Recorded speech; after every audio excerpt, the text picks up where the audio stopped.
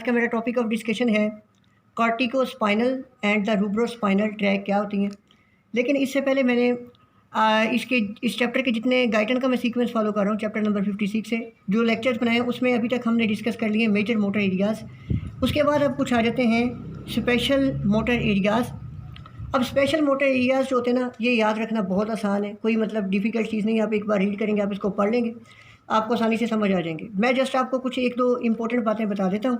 आप ये देखें, यहाँ पे उसने बताया हुआ है कि एक एरिया होता है ब्रोकाज एरियाज़। बस आपने ये याद रखना है कि ब्रोकाज एरिया ऐसा एरिया होता है जहाँ पे motor signal muscles of the speech जो हैं उनके लिए जनरेट होते हैं। यानी कि इसका मतलब अगर ब्रोकाज एरिया वर्क करेगा तो स्पीच हम कर सकते हैं। अगर ब्रोकाज एरिया की हो जाती है डिस्ट्रक्शन तो हम बात तो समझ सकेंगे, हमें बोलने की कोशिश करेंगे, लेकिन प्रॉपर वर्ड अदा नहीं कर सकते। ये फंक्शन होता है ब्रोकाज एरिया का। फिर उसके बाद कुछ और स्पेशल एरिया होता है वॉलंटरी आई मूवमेंट एरिया। ये एरिया किस लिए होता है, लोकेशन आप इसकी खुद डिस्कस कर लेंगे, यहाँ से आसान है बहुत ही। लेकिन मैं इसका मेन फंक्शन आपको बता दूँ कि इसका फंक्शन ये होता है कि मेनली हम वॉलंटियरली आई को टर्न करते हैं। कभी मतलब किसी चीज़ को फोकस करना चाह रहे हैं, कोई लेफ्ट साइड पे कोई राइट साइड पे हमारी, तो उनको देखने के लिए जो आई की मूवमेंट होती है voluntary movement of the eyes, उसके लिए ये एरिया इंपॉर्टेंट होता है। अगर इसकी डिस्ट्रक्शन हो रही तो वॉलंटियरली हम आई इधर उधर टर्न नहीं कर सकते, हमारी आई की जो विजन है वो फिक्स हो जाती है, गेज फिक्स हो जाती है। फिर उसके बाद अदर दो एरियाज आ जाते हैं हेड रोटेशन के लिए, कि मतलब इधर उधर हम हेड टर्न करते हैं, और हैंड स्किल मूवमेंट के लिए एरियाज हैं। अब हैंड स्किल मूवमेंट वाला एरिया इंपॉर्टेंट है। अगर इसकी डिस्ट्रक्शन हो जाए तो जो हम पर्पसफुल मूवमेंट हैंड की करते हैं वो हमारी नहीं हो सकेंगी। इस कंडीशन को एप्रेक्सिया कहते हैं। तो अब मैं डिस्कस करता हूँ कि कॉर्टिकोस्पाइनल ट्रैक क्या होती है। मैंने आपको जितने भी मोटर एरियाज़ बताया था कि मोटर एरियाज़ जितने भी होते हैं ना, anterior to the central sulcus जो होता है उसके आगे जो मोटर एरियाज़ हमारे पड़े होते हैं वहाँ से मोटर सिग्नल जनरेट होते हैं। मोटर सिग्नल जनरेट होकर अब स्पाइनल कॉर्ड तक नीचे पहुँचते किस तरीके से, इसके लिए एक ट्रैक होती है जिसको कहते हैं कॉर्टिकोस्पाइनल ट्रैक। ये हमारा सारा एरिया जो दिखाया गया ये है कॉर्टिक्स का एरिया, और ये नीचे डिफरेंट सेक्शंस दिखाए गए ब्रेन स्टेम के, और उसके बाद ये नीचे दिखाया गया है स्पाइनल कॉर्ड। तो यहाँ से ये जो फाइबर्स आ रहे हैं ये कॉर्टिकोस्पाइनल ट्रैक है। याद रखना बहुत ही आसान है। कॉर्टिक्स से अराइज होती है, स्पाइनल कॉर्ड तक जाती है, तो इसको कहते हैं कॉर्टिकोस्पाइनल ट्रैक। अब मैं आपको पहले इसका कोर्स बताता हूँ, फिर उसके बाद इसके इंडिविजुअल फीचर बताता हूँ। अब यूँ समझ लें कि यहाँ पे लेट्स सपोज हमारे पास है सेंट्रल सल्कस, इसके साथ एरिया होता है प्री मोटर एरिया, उसके साथ एरिया होता है प्राइमरी मोटर एरिया, और फिर सप्लीमेंट्री मोटर एरियाज़। ये आप तीन एरिया हम पढ़ चुके हैं, मेजर मोटर एरियाज़ ये तीन होते हैं, primary motor area, pre motor area and the supplementary motor area. और एक एरिया मैंने आपको बताया था कि सोमेटो सेंसरी एरिया भी होता है हमारे पास, सोमेटो सेंसरी एरिया। अब ये जो कॉर्टिकोस्पाइनल ट्रैक के फाइबर कॉर्टिक्स से अराइज कहाँ से होते हैं, 30% इसके फाइबर जो है ये वाले फाइबर्स, ये आप यूँ समझ लें, ये अराइज होते हैं 30% from the primary motor cortex, और 30% जो फाइबर इसके अराइज होते हैं इन दोनों से, pre motor cortex and supplementary cortex, इनसे 30% अराइज होते हैं। तो अब यूँ समझ लें, कॉर्टिकोस्पाइनल ट्रैक जब भी अराइज होगा 30% इसके फाइबर अराइज होंगे from the primary motor area, और 30% मिला के ये वाले ये दोनों कहाँ से अराइज होंगे, pre motor area and the supplementary motor area. और रिमेनिंग बच गया हमारे पास 40%, ये फाइबर अराइज होते हैं सोमेटोसेंसरी कॉर्टेक्स से। अब जब ये अराइज हो गए सारे फाइबर, ये मिल जाते हैं इन दी फॉर्म ऑफ ट्रैक बन जाती है। ये ट्रैक फिर डिसेंड करती है डाउनवर्ड।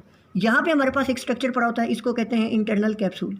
इंटरनल कैप्सूल का ये पोस्टीरियर लेमिना है, तो उस लेमिना में से गुजर के पोस्टीरियर लिम्ब में से गुजरने के बाद डिसेंड करते हैं।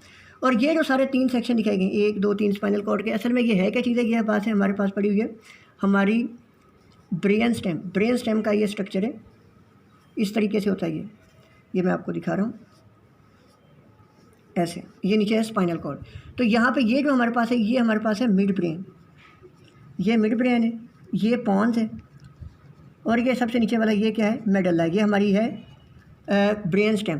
तो ये फाइबर अराइज कहाँ से किए थे, मैंने आपको बताया कॉर्टिक्स में pre motor area, primary motor area, supplementary motor area और सोमेटोसेंसरी एरिया, यहाँ से फाइबर अराइज किए, posterior limb of the internal capsule से पास किए। पास करने के बाद ये देखेंगे पोस्टीरियर लिम्ब से गुजरते ये फाइबर दिखा रहे हैं। अब उसके बाद डिसेंड करते हैं, डिसेंड करने के बाद ये ब्रेन स्टेम से पास करते हैं। ब्रेन स्टेम में क्या क्या रहता है, मिड ब्रेन, पांस एंड मेडल्ला। जब मिड ब्रेन पे ये क्रॉस कर रहे होते हैं तो in the at the level of the medulla के अंदर एक स्ट्रक्चर पड़ा होता है, ये आगे जो दिखाया गया इसको कहते हैं पैरामिड। पैरामिड के लेवल पे क्या होता है कि ये कॉर्टिकोस्पाइनल फाइबर होते हैं ना।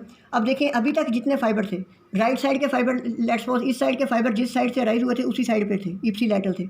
इस साइड के फाइबर जहाँ से राइज हुए हैं उसी साइड पे जा रहे हैं। लेकिन मेडल्ला के पैरामिड के लेवल पे पहुँच के क्या होता है कि जो राइट साइड से फाइबर आ रहे हैं वो लेफ्ट साइड पे चले जाते हैं, जो लेफ्ट साइड से फाइबर आ रहे हैं वो कहाँ पे चले जाते हैं, राइट साइड पे। लेकिन याद रखना है कि 90% तक फाइबर चले जाते हैं। कुछ फाइबर ऐसे भी होते हैं जो क्रॉस नहीं करते हैं, वो अभी भी इप्सिलैटरली रहते हैं, वो स्ट्रेट जाते हैं डॉन।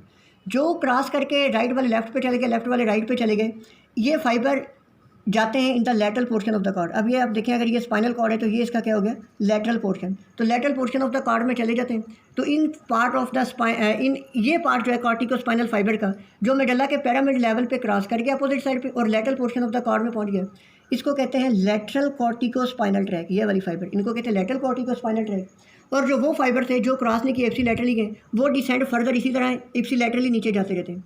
अब लेट्स सपोज मैं आपको ये दिखाऊं कि अगर ये कॉर्ड है, कॉर्ड का कोई सेक्शन है, तो ये मेरे पास ऊपर से इप्सिलैटरल फाइबर आ रहे थे हमारे पास, इनको जो क्रॉस नहीं किए थे, इनका नाम आपने याद रखना है, इनको कहते हैं वेंट्रल कॉर्टिकोस्पाइनल फाइबर। ये दिखाए गए ये वाले कौन से, इनको कहते हैं वेंट्रल कॉर्टिकोस्पाइनल ट्रैक। अब जब ये पहुँचेंगे या तो नेक में या upper part of the thorax में, अभी इसी तरह इप्सिलैटरली है, वहाँ पे पहुँच के क्या करते हैं, राइट वाले लेफ्ट पे चले, लेफ्ट वाले राइट पे। जिस सेक्शन ऑफ द कॉर्ड में इन्होंने जाना, बिल्कुल उस सेक्शन ऑफ द कॉर्ड के बिल्कुल ऊपर करके क्या होते हैं, राइट वाले लेफ्ट पे चले, लेफ्ट वाले राइट पे। तो अल्टीमेटली कॉर्ड के लेवल पे पहुँच के ये भी क्रॉस कर जाते हैं। तो यहाँ पे पता चल गया कि कॉर्टिकोस्पाइनल ट्रैक जो होती है ऊपर से कॉर्टिक्स से निकलती है, मेडल्ला तक अनक्रॉस रहती है, इप्सिलैटरल रहती है, और मेडल्ला के पिरामिड के लेवल पे कुछ फाइबर अपोजिट साइड पे क्रॉस कर जाते हैं, उनको लेटरल कॉर्टिकोस्पाइनल ट्रैक कहते हैं। और कुछ फाइबर इप्सिलैटरल रहते हैं जो lower level of the cord पे जाके क्या करते हैं, क्रॉस कर जाते हैं, उनको कहते हैं वेंट्रल कॉर्टिकोस्पाइनल ट्रैक। तो ये तो इसके दोनों पार्ट थे। अब मैं इसके आपको फीचर बताता हूँ। अब मैं आपको बताता हूँ कि feature of the corticospinal tract क्या होते हैं। ये एक मैंने बनाई हुई है कॉर्टिकोस्पाइनल ट्रैक, जस्ट समझाने के लिए आप समझ लें। कॉर्टिकोस्पाइनल ट्रैक जब अराइज होती है ना, इसके दो पार्ट होते हैं। ये जो मैंने रेड कलर से शो किया गया है, बिल्कुल थोड़ा सा पार्ट है, ये होते हैं माइलिनेटेड फाइबर। इसका मतलब कॉर्टिकोस्पाइनल ट्रैक जो ये दिखाई गई है, इसमें दो तरह के फाइबर होते हैं। माइलिनेटेड, जिसको मैंने रेड से बनाया है, ये हैं माइलिनेटेड, जबकि ये जो मैंने ब्लू कलर से ज़्यादा पोर्शन जो ट्रैक का ऑक्यूपाई कर रहे होते हैं, ये होते हैं अनमाइलिनेटेड फाइबर, अनमाइलिनेटेड फाइबर। अब ये जो माइलिनेटेड फाइबर है, ये कॉर्टिक्स के बड़े बड़े सेल्स होते हैं, वहाँ से अराइज करके आ रहे होते हैं। ये जो माइलिनेटेड फाइबर होते हैं ना, कॉर्टिक्स के बड़े बड़े सेल्स, इनका डायमीटर होता है 60 माइक्रोमीटर। इनको कहते हैं pyramidal cell of the Betz. वहाँ से जो फाइबर माइलिनेटेड फाइबर निकलते हैं ना, ये ट्रैक के अंदर थोड़े से होते हैं, बिल्कुल आपने याद रखना, लेकिन होते हैं माइलिनेटेड है। इनकी वेलोसिटी ऑफ कंडक्शन होती है 70 मीटर पर सेकंड की वेलोसिटी से ये कंडक्ट करवा रहे होते हैं। और बाकी पोर्शन ऑफ द ट्रैक होता है, उसमें छोटे छोटे स्मॉल फाइबर होते हैं, जिनको अनमाइलिनेटेड फाइबर्स कहते हैं। अब परसेंटेज अगर बताऊँ तो अनमाइलिनेटेड फाइबर 97% होते हैं ये वाले, जबकि माइलिनेटेड फाइबर ये बिल्कुल थोड़े से मैंने बताए ये होते हैं 3%। और आप यूँ समझ लें कि एक जो ट्रैक होती है, पूरी ट्रैक आ रही है, इसमें तकरीबन 1 मिलियन फाइबर्स होते हैं, 1 मिलियन फाइबर्स होते हैं। इन 1 मिलियन फाइबर्स में से सिर्फ 34,000 फाइबर्स होते हैं ये माइलिनेटेड होते हैं, जो pyramidal cell of the Betz यहाँ से राइज करते हैं। और बाकी सारे के सारे फाइबर कौन से होते हैं, नॉन माइलिनेटेड फाइबर होते हैं। तो जो नॉन माइलिनेटेड फाइबर होते हैं ना, इनका डायमीटर कम होता है। अब जो माइलिनेटेड फाइबर के, अगर इनके फाइबर्स की डायमीटर की बात करें, देखिए ये अपने बात याद रखनी कि जिन सेल से राइज किया था उनका डायमीटर 60 माइक्रोमीटर था, लेकिन जो फाइबर ट्रैक का पार्ट बन गया उनका डायमीटर था 16 माइक्रोमीटर, और उनकी वेलोसिटी कितनी थी, 70। मैंने अभी आपको बताया। जो स्मॉल माइलिनेटेड फाइबर होते हैं, इनका डायमीटर कितना होता है, इनका डायमीटर होता है 4 माइक्रोमीटर डायमीटर। तो ये सारे इसके फीचर मैंने आपको बता दिए। हाँ, और लास्ट और मोस्ट इंपॉर्टेंट बात कॉर्टिकोस्पाइनल ट्रैक की कि ये लेटरल कॉर्ड में तो आके टर्मिनेट होते हैं, लेकिन यहाँ पे ये इंटरमीडिएट न्यूरॉन्स इनके साथ भी सिनैप्स कर सकते हैं, और एंटीरियर हॉर्न जो पड़ा है यहाँ पे, इनके मोटर न्यूरॉन्स के साथ भी ये सिनैप्स कर सकती है, इनके साथ आके टर्मिनेट होती है। एंटीरियर मोटर न्यूरॉन्स पे कुछ फाइबर और कुछ इंटर न्यूरॉन्स में टर्मिनेट होते हैं। अब इसके साथ एक ट्रैक मैं आपको बताने वाला हूँ, बहुत ही इंपॉर्टेंट है, वो बिल्कुल कॉर्टिकोस्पाइनल ट्रैक के साथ मिलकर चलती है, इसलिए मैं आपको साथ ही इसके डिस्कस करवा रहा हूँ। होता है कि कॉर्टिक्स में जब कॉर्टिकोस्पाइनल ट्रैक निकलती है ना, कॉर्टिक्स से कुछ फाइबर्स और भी निकलते हैं, जैसे ये मैंने येलो कलर से शो किया। ये फाइबर्स भी इस तरह डिसेंड होते हैं, डिसेंड होकर नीचे आ जाते हैं। जब ये नीचे आते हैं ना, तो मिड ब्रेन के लेवल पे एक न्यूक्लियस पड़ा होता है, उसको कहते हैं रेड न्यूक्लियस। ये मिड ब्रेन आपको दिखाया गया है। तो यहाँ पे ये जो मिड ब्रेन के अंदर न्यूक्लियस पड़ा होता है, रेड न्यूक्लियस, इसमें ये कर जाते हैं साइनैप्स। ये रेड न्यूक्लियस में साइनैप कर जाते हैं। यहाँ पे साइनैप करने के बाद, जब रेड न्यूक्लियस में साइनैप करने के बाद कुछ फाइबर बाद में अराइज होते हैं साइनैप्स करने के बाद, जिसको मैं बना रहा हूँ ब्लू से। ये भी स्पाइनल कॉर्ड के साथ स्पाइनल कॉर्ड तक जाते हैं इन रेड न्यूक्लियस से साइनैप करने के बाद, लेकिन बिल्कुल किसके साथ चले होते हैं, just adjacent to the lateral corticospinal tract. और ये भी लोअर पार्ट ब्रेन स्टेम, जैसे मैंने आपको बताया था कि मेडल्ला के लेवल पे क्या होता था कि कॉर्टिकोस्पाइनल ट्रैक फाइबर इधर से इधर राइट से लेफ्ट साइड पे क्रॉस कर जाते हैं, तो ये भी उनके साथ साथ इसी तरह क्रॉस कर देंगे। इधर वाले फाइबर इधर चले जाएंगे, इधर वाले फाइबर इधर चले जाएंगे, और चलेंगे बिल्कुल किन के साथ साथ, कॉर्टिकोस्पाइनल ट्रैक के साथ साथ चलेंगे। और जैसे corticospinal tract lateral horn of the lateral column of the spinal cord में टर्मिनेट हुई थी, ये भी उनके साथ जाके टर्मिनेट होते हैं। और फिर इंटरमीडिएट न्यूरॉन और मोटर न्यूरॉन्स उनके साथ बाद में साइनेप्स कर सकते हैं। तो अब ये क्योंकि दोनों कॉर्टिकोस्पाइनल ट्रैक और अब मैं इसका नाम बता दूं क्योंकि रेड न्यूक्लियस है, रेड न्यूक्लियस के लिए वर्ड इस्तेमाल होता है रूब्रो।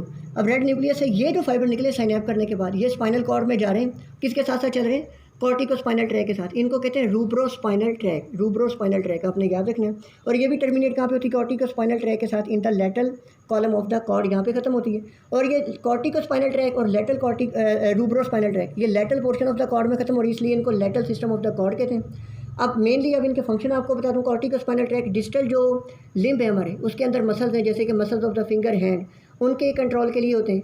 अगर कभी कभी ऐसे हो जाए कि हमारे पास जो है कॉर्टिकोस्पाइनल ट्रैक डिस्ट्रॉय हो जाए तो रूब्रोस्पाइनल ट्रैक कंट्रोल तो करवा सकती है, मसल्स मूवमेंट थोड़ी बहुत डिस्टल लिम्ब की करवा सकती है, लेकिन वो इतनी फाइन नहीं होती।